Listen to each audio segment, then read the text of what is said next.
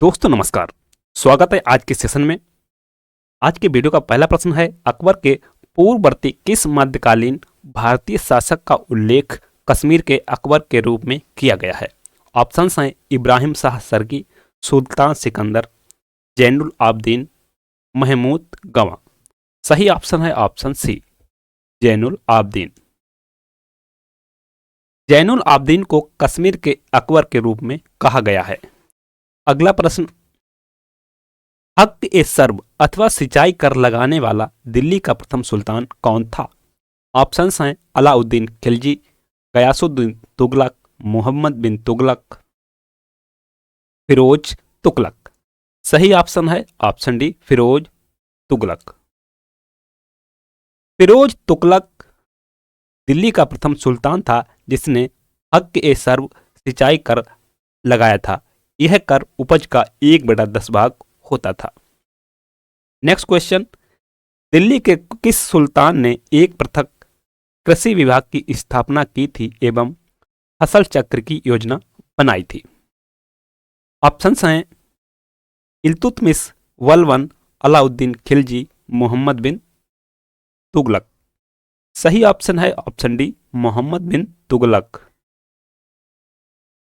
मोहम्मद बिन तुगलक ने एक पृथक कृषि विभाग की स्थापना की थी एवं फसल चक्र की योजना बनाई थी। इसने कृषि के विकास के लिए अमीर ए कोही नामक एक नवीन विभाग की स्थापना की। अगला प्रश्न, दिल्ली का वह सुल्तान जिसने अपने संस्मरण लिखे। ऑप्शंस हैं Iltutmish, Balban, Alauddin Khilji, Firoz Tughlaq. Just a minute.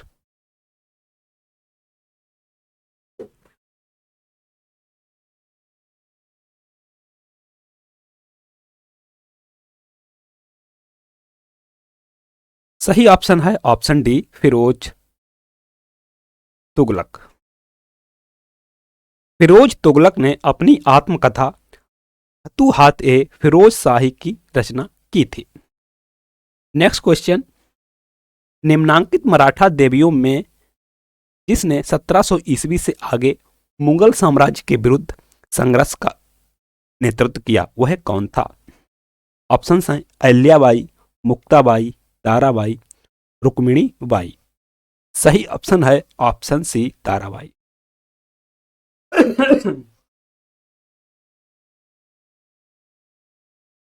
Chhatrapati Shivaji के द्वितीय पुत्र राजा राज की विधवा पत्नी ताराबाई ने अपने 4 वर्षीय पुत्र शिवाजी द्वितीय का राज्याभिषेक कराकर मराठा साम्राज्य की वास्तविक संरक्षा बन गई।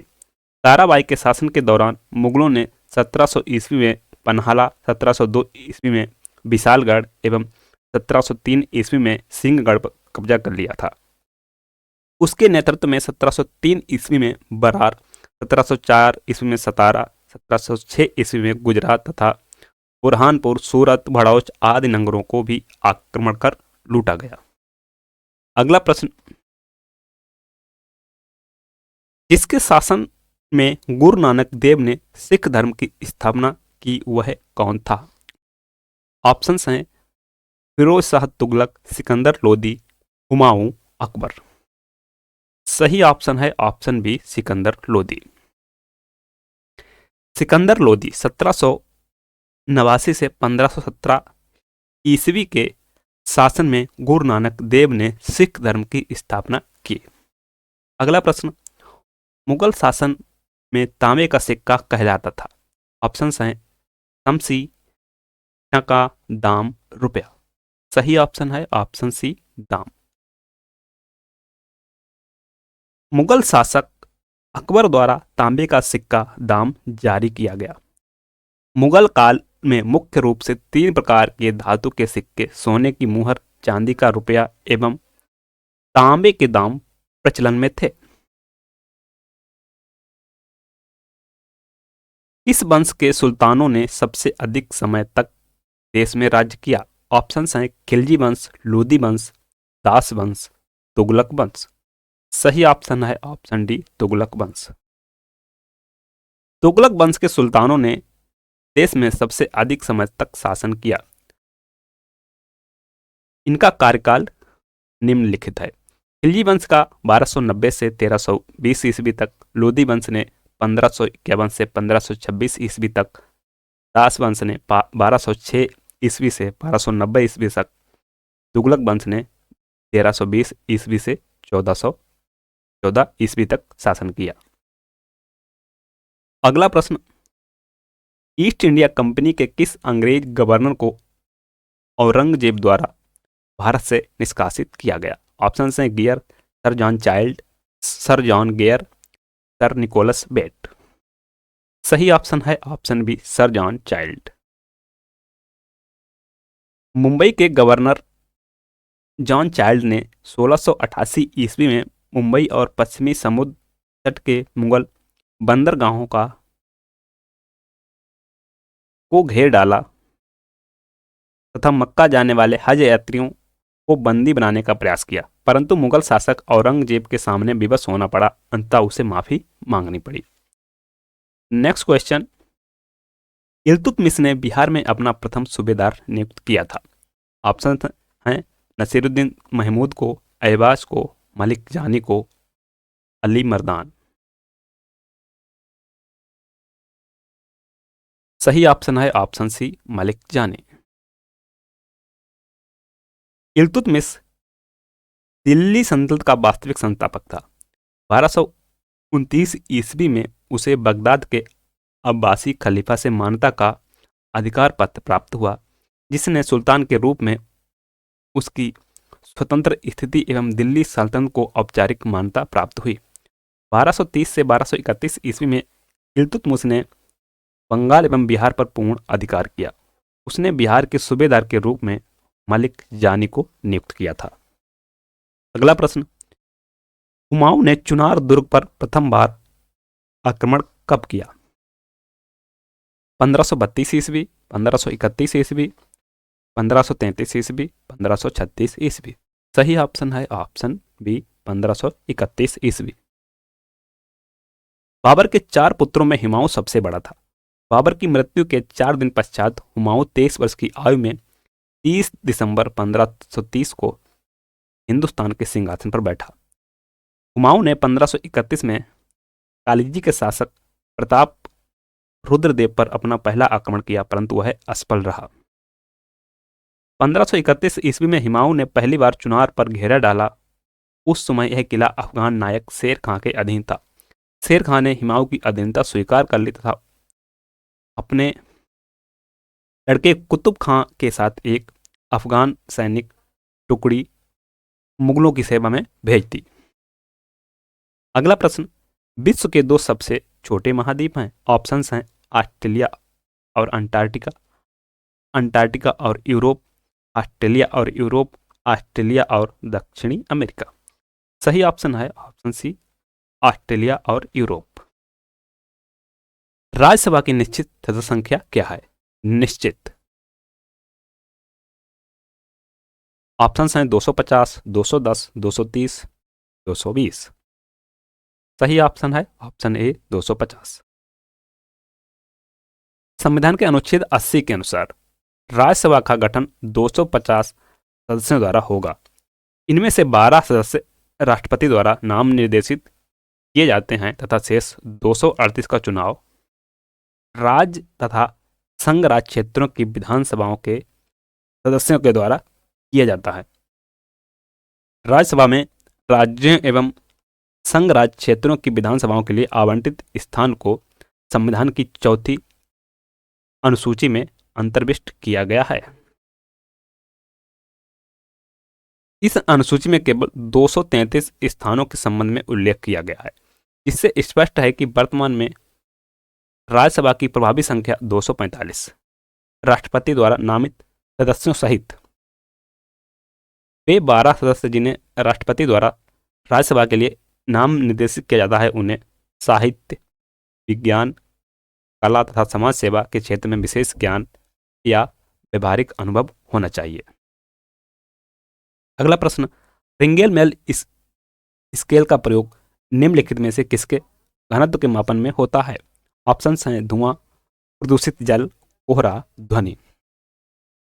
सही ऑप्शन है ऑप्शन ए, धुआं। रिंगलमैन स्केल धुएं के स्पष्ट घनत्व या अस्पष्टता को मापने के लिए एक पैमाना है। यह पेरिस में ला स्टेशन डी एसिस डी मशीन्स के कृषि इंजीनियरिंग के एक फ्रांसीसी प्रोफेसर मैक्सिमिलियन रिंगलमैन द्वारा विकसित किया गया था, जिन्होंने पहली बार 1888 में पैमाने को निर्दिष्ट किया था। नेक्स्ट क्वेश्चन, निम्नलिखित में से कौन सा विधेयक राज्यसभा में प्रथम बार प्रस्तावित नहीं किया जा सकता है? ऑप्शंस हैं साधारण विधेयक, संविधान संशोधन विधेयक, राज्य पुनर्गठन विधेयक, धन विधेयक। सही ऑप्शन है ऑप्शन डी, धन विधेयक। धन विधेयक को छोड़कर बाकी तीनों विधेयक राज्यसभा में प्रथम बार प्रस्तावित किए जा सकते हैं। संविधान के अनुच्छेद 110 में धन विधेयक की परिभाषा दी गई है। धन विधेयक उसे कहते हैं जिसमें टैक्स लगाने, टैक्स खत्म करने, उधार लेने, संचित निधि से धन की निकासी, लेखा परीक्षा, लेखा से संबंधित अधिनियम शामिल होते हैं। धन विधेयक को केवल लोकसभा में चर्चा के लिए पेश किया जाता है। धन विधेयक को सिर्फ मंत्री पेश कर सकता है। नेक्स्ट क्वेश्चन, बॉटुलिज्म है भोज्य पदार्थों से होने वाला संक्रमण, भोज्य पदार्थों से होने वाला विषैलापन, जल जनित संक्रमण, जल जनित विषैलापन। सही ऑप्शन है भोज्य पदार्थों से होने वाला विषैलापन। बॉटुलिज्म एक दुर्लभ लेकिन गंभीर स्थिति है जो एक विष के कारण होती है, जो शरीर की नसों पर हमला करता है। बॉटुलिज्म से जीवन घातक लक्षण उत्पन्न हो सकते हैं। क्लोस्ट्रीडियम बॉटुलिज्म नामक एक प्रकार का बैक्टीरिया इस पैदा करता है। बॉटुलिज्म भोजन या घाव के संदूषण के परिणाम स्वरूप हो सकता है। अगला प्रश्न, निम्नलिखित में से कौन सा कारण भारत के उत्तर पश्चिम भाग में शीत ऋतु में होने वाली वर्षा के लिए उत्तरदायी है? ऑप्शंस हैं मानसून की वापसी, चक्रवातीय अवदाब, पश्चिमी विक्षोभ, दक्षिण पश्चिम monsoon. Right option is option C, पश्चिमी विक्षोभ।